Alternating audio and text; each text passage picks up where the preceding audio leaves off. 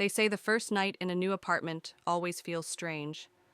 But for Emily, it was supposed to feel like freedom.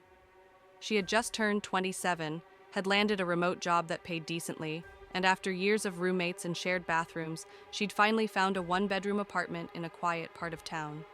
It wasn't glamorous. Third-floor walk-up, creaky floors, and the occasional power flicker. But it was hers. Clean slate, a place to breathe. The building was old, probably 1950s construction. It had charm, hardwood floors, antique doorknobs, tall windows that let in golden light in the afternoon. The landlord, a soft-spoken woman in her 60s, had only one rule: no pets, and keep the hallway lights off after midnight. Emily moved in on a Saturday. By Sunday night, her things were mostly in place. She made tea, played lo-fi music on her laptop, and curled up on the couch to read. For the first time in months, she felt still. That's when the knock came. It was faint, not from the front door, from inside the apartment, somewhere near the bedroom. She stood up, confused. Nothing. She checked the door. Locked. The windows? Closed. She chalked it up to the building settling. Old wood expands and shifts. Nothing paranormal. But then, at 3:17 a.m., her bedroom lamp turned on by itself. No timer. No smart plug. Just on. The next few days were normal. Almost. Emily told herself the lamp thing was a wiring issue. She switched outlets, replaced the bulb, slept with her phone flashlight nearby just in case. Then came the cold spots, not drafts. Entire patches of the apartment where the air felt 10 degrees colder. One right in front of her bathroom door, another behind the couch, and they moved. One day to the next, never in the same place. Her cat, Milo, who had stayed with her sister temporarily, came to visit one afternoon. He refused to enter the apartment, hissed at the hallway, bristled at the door. Emily laughed it off, but her sister didn't. He's never acted like that at my place. That night, Emily heard footsteps above her, but she was on the top floor. At 2:41 a.m., she woke up to the sound of whispering. She couldn't make out the words. It wasn't loud, more like the faint sound of someone talking behind a wall. But the wall behind her bedroom? It didn't connect to another unit. She put her ear to it. Nothing. She slept with the lights on that night. Emily had never experienced sleep paralysis. But what happened on her 7th night in the apartment didn't match the symptoms. She woke up around 3:30 a.m., not frozen, not paralyzed, but numb. Like her body had been asleep too long. The room was lit by her nightstand lamp. But the shadows looked wrong. They were longer, taller, like someone was standing at the foot of her bed. She sat up. There was nothing there, but the air felt thick, the way it feels before a thunderstorm. She stood slowly, walked to the kitchen to get water. As she passed the hallway mirror, something caught her eye. Her reflection was already looking at her, not turning with her, already staring. She dropped the glass. It shattered on the tile, but the sound was muffled, like she was underwater. She rushed to the mirror. Her reflection matched again. Normal. Her heartbeat wouldn't slow. She decided right then to set up a cheap security camera she bought on impulse months ago, just to be sure. She told herself it was just anxiety, just a new space. But deep down, she already knew she wasn't alone in that apartment. Emily didn't watch the footage the first day. She installed the camera on a high shelf in the living room, angled toward the hallway. It had night vision, motion detection, and uploaded clips to a private folder. When she checked the next morning, there were no alerts, no sounds, no movement. But on the third night, everything changed. The camera captured 3 motion events, all between 3 a.m. and 3:20 a.m. Clip 1, nothing, just static. Clip 2, the hallway, empty. But the front door was slightly open. She always locked it. Clip 3, a shape. It was there for less than 2 seconds. Tall, motionless, in the far left of the frame, just beside the edge of the doorway. Not a shadow, not a trick of light. A figure, too tall for a person. Long arms, no visible face. Then gone. Emily watched it 5 times, each time expecting a glitch to explain it. A curtain, a coat, but there was nothing there. She checked the door, still locked. She didn't sleep that night. The next day, she bought 3 more cameras. Over the next week, Emily became obsessed with the recordings. Every morning, she reviewed them. Some days, nothing. Others, impossible things.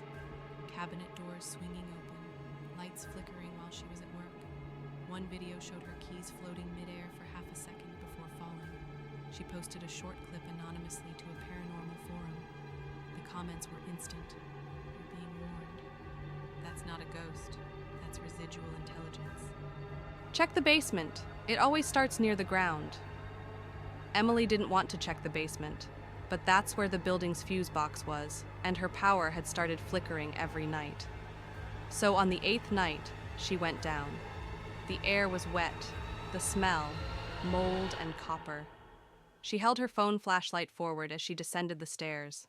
Halfway down, the light on her phone died. Then the basement light turned on. By itself.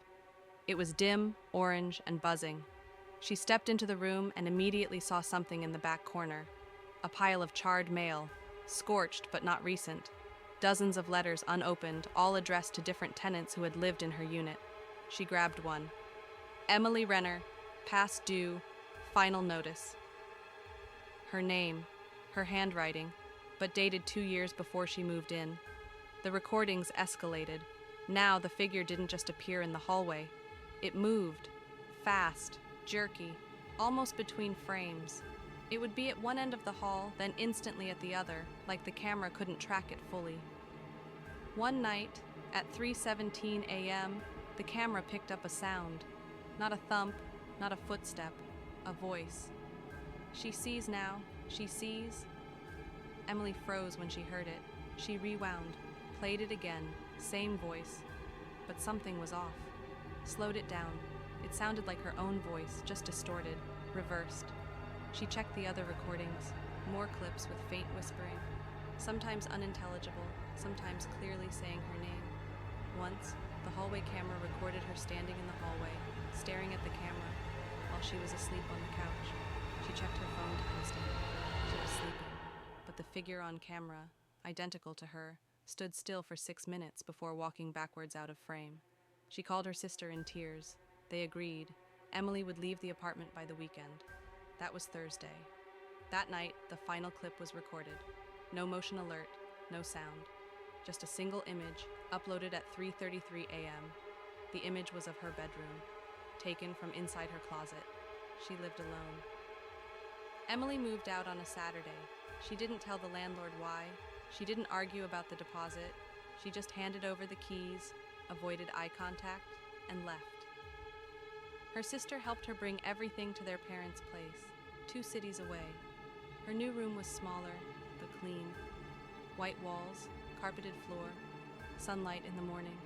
It felt safe. For 2 days. On the 3rd morning, she woke up to her lamp flickering. It was the same lamp from the apartment. She had packed it by accident. She unplugged it immediately, but it kept pulsing faintly. She put it in the trash. That night, she had her first nightmare since leaving. She was in her old hallway. The lights were off. The figure stood at the far end. Same height, same blur where a face should be. But this time, it moved toward her. She tried to run, but her feet didn't move. As it got closer, she saw her own reflection in its chest, as if she were trapped inside it. She woke up screaming. On her nightstand was a single piece of paper. "You left the door open." Emily's sister installed new cameras in the house, 2 in the hallway, 1 in Emily's room. This time, Emily didn't want to review them.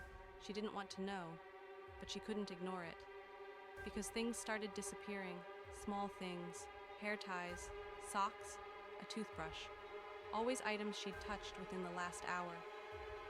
Once, her phone vanished for 10 minutes, then reappeared, unlocked, with the front camera open. She checked the photos, nothing new, except one image in the recently deleted folder, a shot of her sleeping, taken from the corner of the ceiling. She asked her family if they'd seen anything unusual. Her sister hesitated, then said, "Last night, I thought I saw you in the hallway, but you were sleeping." The footage confirmed it.